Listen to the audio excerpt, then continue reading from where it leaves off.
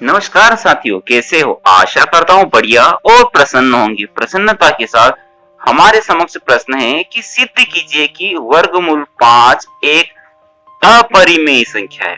क्या सिद्ध करना है? कि वर्गमूल 5 एक अपरिमेय संख्या है। चलो सिद्ध करने के लिए हम इसका विपरीत मान लेते हैं कि वर्गमूल 5 एक परिमेय संख्या है। चलिए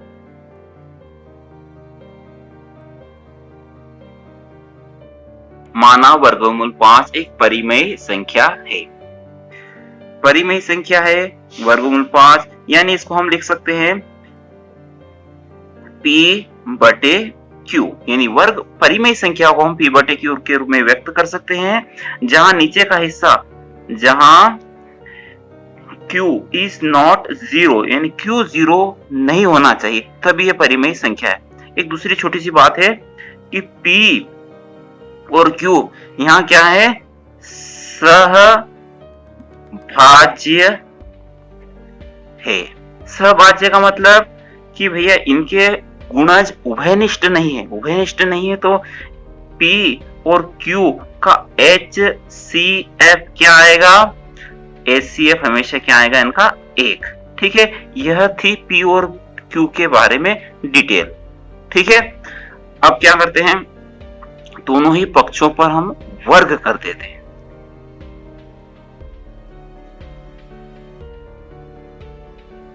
खास नहीं किया है, वर्ग कर दो। तो वर्गमूल 5 का भी वर्ग कर दिया, ये कर दिया। P बटे Q का भी वर्ग कर दो, सब ये कर दिया। देखिए वर्गमूल 5 को हम लिख सकते हैं क्या? 5 का वर्ग तो है, और ये वर्गमूल 5 को वर्गमूल है ना, इसको घात के रूप में 1 बटे 2 लिखते हैं। ये 2 से 2 कट जाएगा। ठीक है, और इधर क्या है? P बटे Q का होल स्क्वायर, यानी P का भी वर्ग बटे Q का वर्ग, और यहाँ क्या बचेगा? 5 बराबर P स्क्वायर बटे Q स्क्वायर। 5 बराबर P स्क्वायर बटे Q स्क्वायर। अब देखिए Q को इधर ले जाइए, 5 को इधर लाइए, तो क्या हो जाएगा?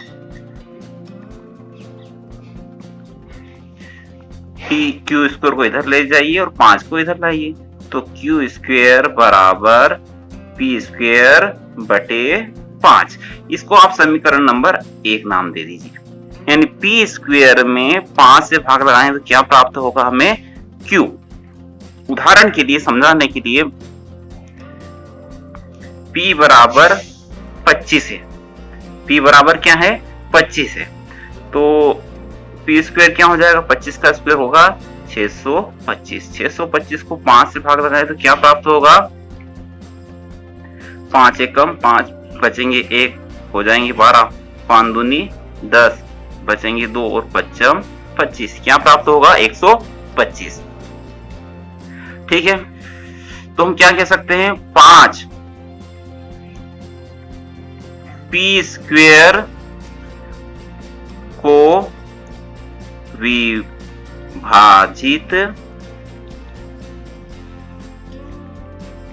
करता है। इसी की एक थ्योरम है। क्या है? 1.3 थ्योरम है इसी अध्याय में, कि यदि 5 Q स्क्वायर को P स्क्वायर को विभाजित करता है तो 5 P को भी विभाजित करेगा। ठीक है, ये आपकी थ्योरम है। अभी मैंने वो जो उदाहरण बताया उससे ही देख लेते हैं। P का मान यदि 25 है तो P स्क्वायर का मान कितना हो जाएगा?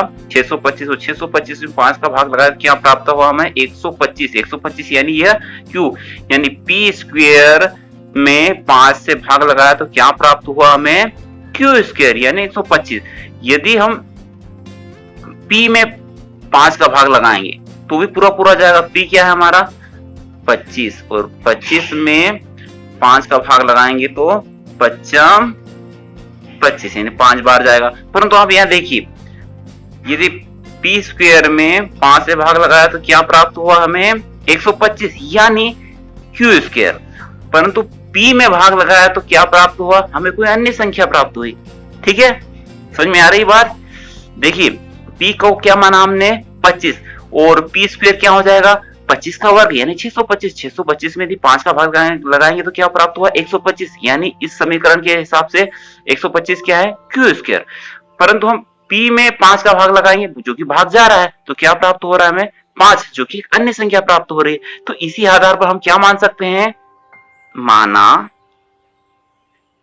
p बटे 5, यानी p को 5 से भाग लगाएंगे तो क्या प्राप्त हुआ 5 प्राप्त हो रहा है। यदि हमने यहाँ 25 माना है तो 5 प्राप्त हो रहा है, अन्य कुछ चीज मांगे तो कुछ भी प्राप्त हो सकता है। तो हम क्या मान सकते हैं m, तो यहाँ क्या ले लू मैं m, कुछ भी ले सकते हैं हम।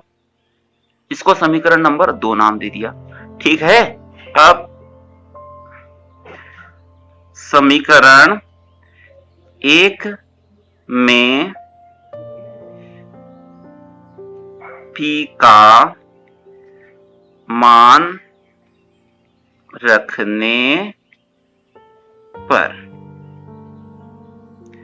p का मान रखने पर, p का मान तो निकाला नहीं, इस समीकरण से आप p का मान निकाल सकते हैं। कैसे, ये p ऐसे t से 5 इधर जाएगा तो क्या हो जाएगा 5m। तो समीकरण 1 क्या था, q स्क्वायर बराबर p स्क्वायर, p का मान क्या निकला हमारा, p का मान निकला 5m, तो 5m इसका स्क्वायर कर दो यानी इसका वर्ग कर दिया, बटे क्या है, बटे हमारा 5 है, यानी समीकरण 1 में हमने p का मान रख दिया है। q स्क्वायर बराबर 5 का वर्ग 25 m स्क्वायर बटे 5, 5 एक कम 5 पच्चम 25, तो क्या है आपका q स्क्वायर बराबर 5 m स्क्वायर, q स्क्वायर बटे ये 5 को इधर लाएंगे तो भाग में चला जाएगा बराबर m स्क्वायर, ठीक है। तो अब आप देखिए यहाँ पर 5 का भाग किस में जा रहा है q स्क्वायर में, तो क्या प्राप्त हो रहा है m स्क्वायर, ठीक है। तो पहले लिखा वैसा ही लिख सकते हैं कि 5 q स्क्वायर को विभाजित करता है। उसी प्रकार से उसी थ्योरम के हिसाब से 5 q को भी विभाजित करेगा, ठीक है। क्या चीज प्राप्त की है हमने, यह प्राप्त किया कि 5 में 5 का भाग p में भी जा रहा है और q में भी जा रहा है, आ रही बात समझ में, यानी 5 का भाग q में भी जा रहा है और p में भी जा रहा है। बस यही चीज तो लाना था, लगभग हमारा सवाल हल हो चुका है। 5 p और q दोनों को विभाजित करता है बिल्कुल करता है, हमने सिद्ध किया अभी। तो 5 p को भी विभाजित करता है, q को भी विभाजित करता है, यानी p में भी 5 मौजूद है, q में भी 5 मौजूद है, तभी उनको विभाजित कर पाएगा। यानी p और q का HCF कम से कम 5 तो होगा ही, यानी 1 नहीं हो सकता, ठीक है। 1 नहीं हो सकता तो P और Q सहभाज्य भी नहीं है, सहभाज्य नहीं है।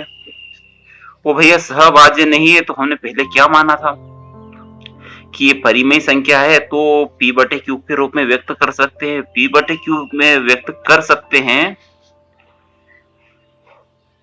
तो क्या p बटे q के रूप में व्यक्त कर सकते हैं, तो p और q क्या सहभाज्य भी होगी और HCF इनका क्या होना चाहिए 1 होना चाहिए। परंतु इसके विपरीत आ रहा है, क्या आ रहा है हमारा, ये आ रहा है कि p और q दोनों 5 से विभाजित है तो p और q का HCF 1 तो आएगा ही नहीं। यह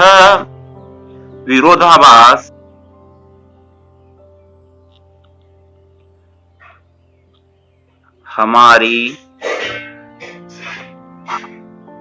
त्रुटिपूर्ण, जो हमने गलत माना था, त्रुटिपूर्ण कल्पना के कारण है। हमने जो कल्पना की थी वह त्रुटिपूर्ण थी, अतः इससे निष्कर्ष निकलता है कि वर्गमूल 5 एक अपरिमेय संख्या है। ठीक है, इस प्रश्न का मेन आधार क्या है कि भाई हमने वर्गमूल